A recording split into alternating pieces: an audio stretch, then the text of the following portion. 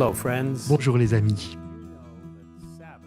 Saviez-vous que le sabbat 19 septembre est un jour très important pour près de 2 millions de jeunes dans le monde? Il s'agit de la Journée mondiale des explorateurs. Une journée consacrée chaque année à la mise en valeur des jeunes qui s'engagent dans les explorateurs. Les explorateurs font officiellement partie du département de la jeunesse de l'Église adventiste du 7e jour depuis 1950. Cette année, nous célébrons 75 ans d'explorateurs dans le monde entier. Un programme spécial en ligne à l'occasion de la Journée mondiale des explorateurs sera diffusé en direct dans le monde entier ce jour-là sur la page Facebook du département de la jeunesse de la Conférence générale. Pour plus d'informations, visitez le site web youth.adventiste.org. Au cas où vous ne connaîtriez pas les explorateurs, cette organisation de jeunes adventistes s'adresse aux jeunes de 10 à 15 ans et présente des programmes pleins d'actions, d'aventures, de défis et d'activités de groupe, toujours avec une forte composante spirituelle. Elle offre également des opportunités de développement de nouvelles compétences et aptitudes qui contribuent à la croissance personnelle, à l'esprit d'équipe et à un sentiment de loyauté et de respect envers le Seigneur, sa création et son Église.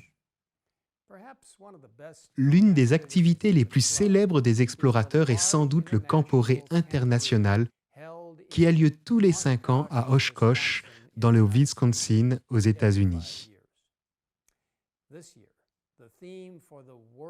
Cette année, le thème de la Journée mondiale des explorateurs est « Quelle est ma place ?» et se concentre sur l'histoire du Père accueillant dans l'histoire du Fils prodigue, dans le texte clé de Luc 15, verset 22, où le Père accueille son Fils rebelle à la maison. Ce fils qui avait immédiatement réclamé son héritage et l'avait ensuite gaspillé de manière très irresponsable, décide finalement de rentrer chez lui. Lisons les paroles touchantes de Luc, chapitre 15, versets 18 à 24. « Je vais retourner vers mon Père et je lui dirai, « Père, j'ai péché contre le ciel et contre toi. Je ne suis plus digne d'être appelé ton fils. Traite-moi comme l'un de tes ouvriers. » Il se leva et alla vers son père. Alors qu'il était encore loin, son père le vit et fut rempli de compassion. Il courut se jeter à son cou et l'embrassa. Le fils lui dit, « Père, j'ai péché contre le ciel et contre toi. Je ne suis plus digne d'être appelé ton fils. » Mais le père dit à ses serviteurs, « Apportez vite le plus beau vêtement et mettez-le lui. Passez-lui un anneau au doigt et mettez-lui des sandales aux pieds. Amenez le veau qu'on a engraissé et tuez-le, mangeons et réjouissons-nous, car mon fils que voici était mort, il est revenu à la vie. Il était perdu, il est retrouvé. » Et ils commencèrent à faire la fête. Quelle belle histoire pour nous tous, jeunes et moins jeunes. Elle contient des leçons éternelles pour nous, nous donnant une belle image d'un Père céleste qui nous aime et qui attend avec impatience de nous accueillir chez lui. Peut-être, mon ami, avez-vous erré ou êtes-vous tenté de vous éloigner de Jésus? Peut-être avez-vous l'impression d'être allé trop loin pour faire marche arrière. Ne prête pas l'oreille aux suggestions de l'adversaire qui te conseille de demeurer loin du Christ jusqu'à ce que tu sois meilleur. Si tu attends, tu ne reviendras jamais au Seigneur. Quelle belle citation tirée de Les paraboles de Jésus. Lève-toi, va vers ton Père, il accourra très loin à ta rencontre. Si tu fais ne serait-ce qu'un pas sur le chemin de la repentance, il te serrera dans ses bras avec un amour infini.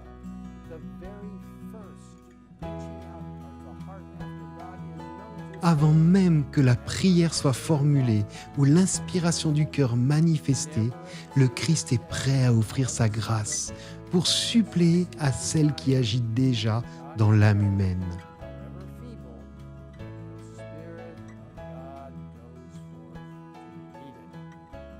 Quelle belle promesse!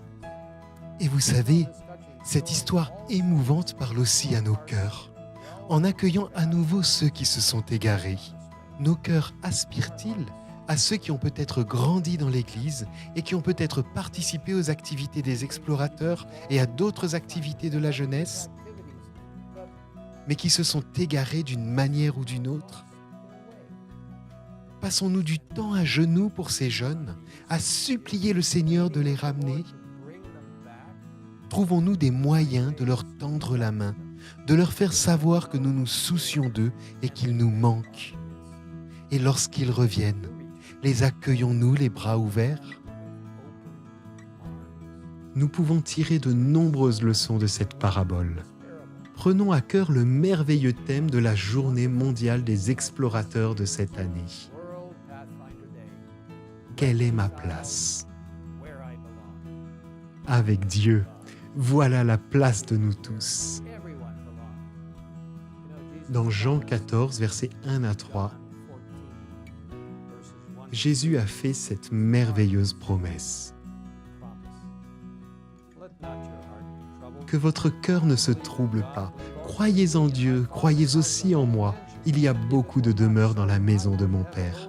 Je vais vous préparer une place. Et puisque je vais vous préparer une place, je reviendrai. Et je vous prendrai avec moi, afin que là où je suis, vous y soyez aussi. Prions ensemble. Père Céleste, nous te remercions pour la merveilleuse promesse que tu nous prépares une place et que tu nous reconnaîtras même de loin, avant même que nous rentrions chez nous.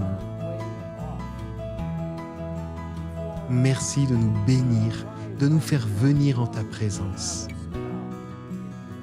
Seigneur, bénis nos explorateurs, bénis les chefs de nos explorateurs, bénis les membres de notre Église qui encouragent les explorateurs.